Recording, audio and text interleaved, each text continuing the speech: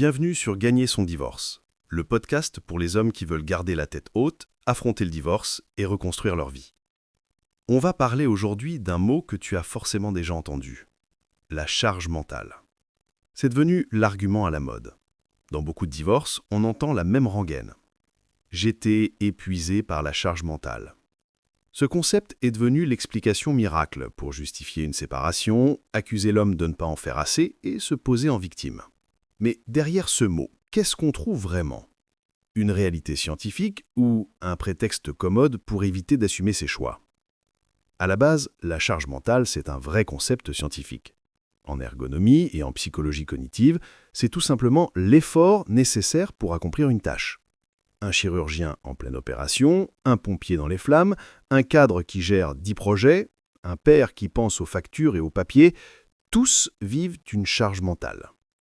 En clair, tout adulte qui bosse, organise et assume sa vie en porte une. Le problème, ce n'est pas la réalité du phénomène, c'est ce qu'on en a fait. Parce que le concept scientifique a été détourné. On l'a ramené uniquement au foyer, uniquement aux femmes et uniquement pour accuser les hommes. C'est devenu une appropriation idéologique. Dans ce discours militant, penser aux courses ou au repas devient une souffrance féminine absolue.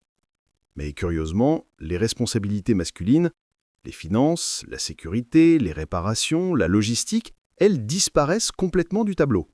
Et ça marche. Certains juges, souvent sensibles à ce narratif, reprennent ces arguments pour justifier les décisions de divorce ou même des prestations compensatoires. Aujourd'hui, tout devient charge mentale. Tu es fatigué, charge mentale. Tu veux divorcer sans assumer ton choix, charge mentale.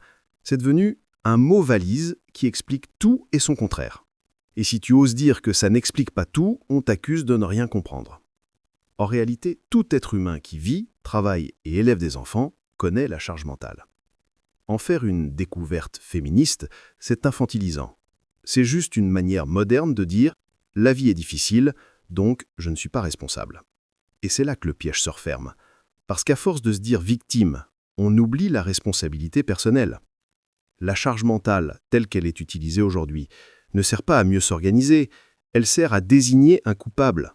Et ce coupable, c'est toujours le même, l'homme. Plutôt que de chercher à se responsabiliser, on s'enferme dans la plainte. C'est typique du discours des féministes 2.0, transformer toute difficulté de la vie en oppression subie. Alors remettons l'église au milieu du village. Oui, la charge mentale existe. Oui, elle peut peser. Mais non, elle n'appartient pas qu'aux femmes.